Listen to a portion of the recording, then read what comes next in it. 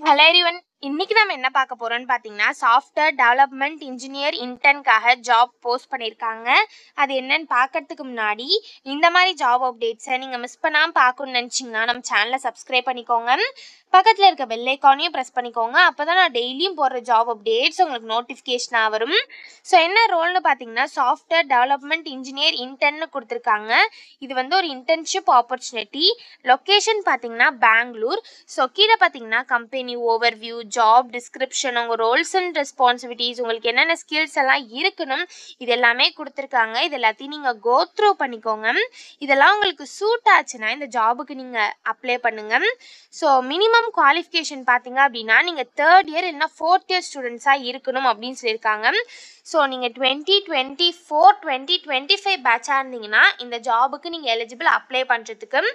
So in computer science engineering ஃபீல்ட்ஸில் பண்ணியிருக்கணும் அப்படின்னு சொல்லியிருக்காங்க.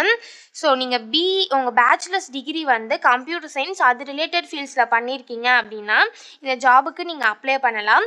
அதே மாதிரி நீங்கள் 3rd இயர் 4th இயர் ஸ்டூடெண்ட்ஸாக இருந்தீங்க அப்படின்னா இந்த ஜாபுக்கு நீங்கள் எலிஜிபிள் அப்ளை பண்ணுறதுக்கு. ஸோ இது வந்து ஃபுல் டைம் இன்டர்ன்ஷிப் ஆப்பர்ச்சுனிட்டி தான். டியூரேஷன் பார்த்தீங்க அப்படின்னா உங்களுக்கு அட்லீஸ்ட் 8 வீக்ஸாவது உங்களுக்கு வந்து இந்த இன்டர்ன்ஷிப் நடக்கும் அப்படின்னு சொல்லியிருக்காங்க.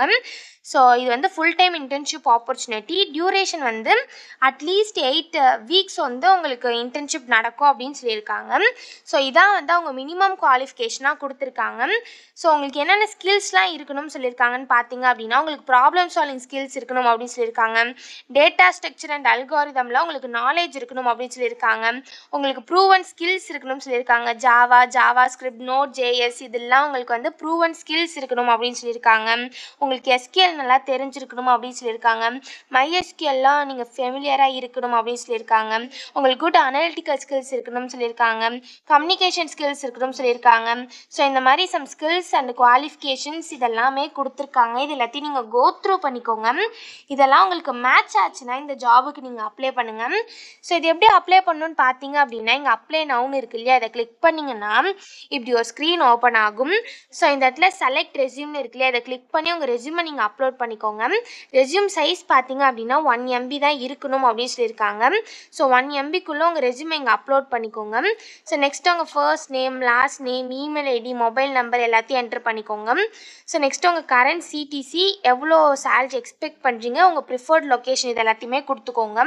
நெக்ஸ்ட் உங்களுக்கு ஏதாவது நோட்டீஸ் பீரியட் இருக்கா அப்படின்னு கேட்டிருக்காங்க. ஸோ நோன்னு கொடுத்துக்கோங்க.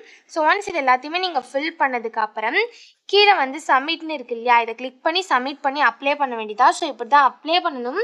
இதை அப்ளை பண்ணுறதுக்கான லிங்க் வந்து நான் டிஸ்கிரிப்ஷனில் கொடுத்துட்றேன், செக் பண்ணிக்கோங்க. தேங்க்யூ.